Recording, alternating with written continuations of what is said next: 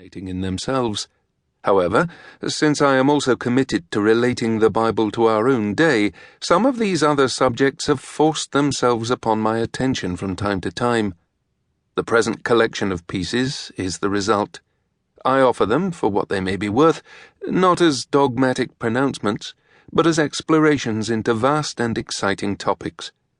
In almost all cases, I did not take the initiative to write on these subjects. I was responding, as best I could, to questions that others had raised, and to the frequent invitation to explore contemporary issues from a biblical perspective.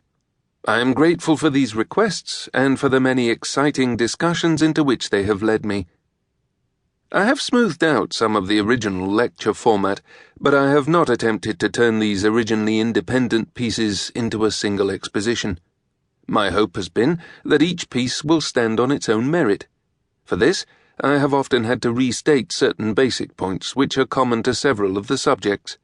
The listener who works through the pieces one by one will therefore encounter a certain amount of repetition, for which I apologize. I suspect, then, that many will indeed be surprised by the results. It is widely assumed, for instance, that the Bible offers a particular view on topics like science and religion, the ordination of women, and Christian involvement in political life. And in each case the view in question is not the one to which the texts have led me.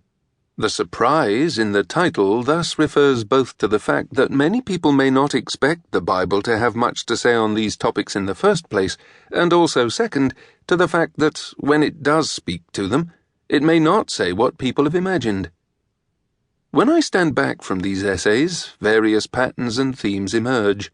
First, I am frequently addressing an American context, though I hope what I say is more broadly relevant as well, not least, of course, because of the powerful influence of American culture in the rest of the world.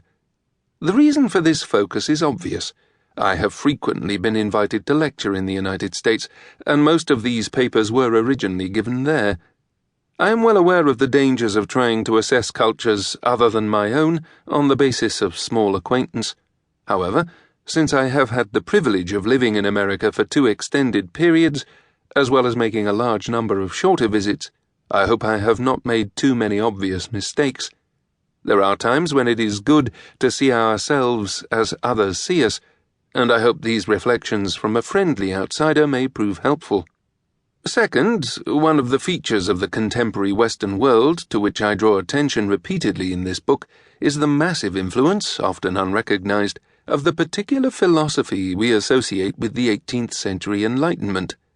I have come to the view that, unless we glimpse the roots of what today is taken for granted in our world, we will not understand why we see problems the way we do, and will not appreciate what the Bible might have to say about them. When people think of living in the modern world, very often what they are doing is embracing one particular ancient philosophy, Epicureanism, in a modern guise. As C.S. Lewis regularly remarked, the chronological snobbery of the modern age, that is, the assumption that anything that comes after around 1750 is somehow superior to anything that went before, needs confronting at several levels.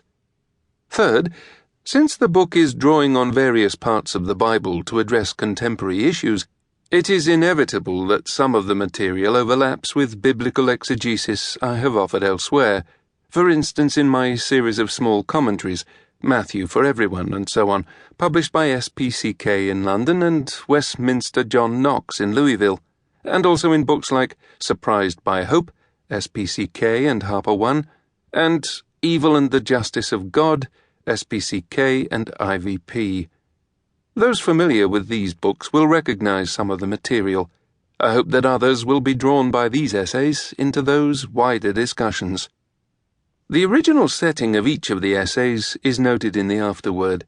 I am very grateful to the many organizations and individuals who pressed me to come and talk to them on these subjects, and whose welcome, friendship, and not least questions and challenges have been important at several levels. One friend has been a particular inspiration, and this book is dedicated to him. Professor Francis Collins has played a leading and courageous role in bridging one of the great divides in contemporary American culture, that between science and faith.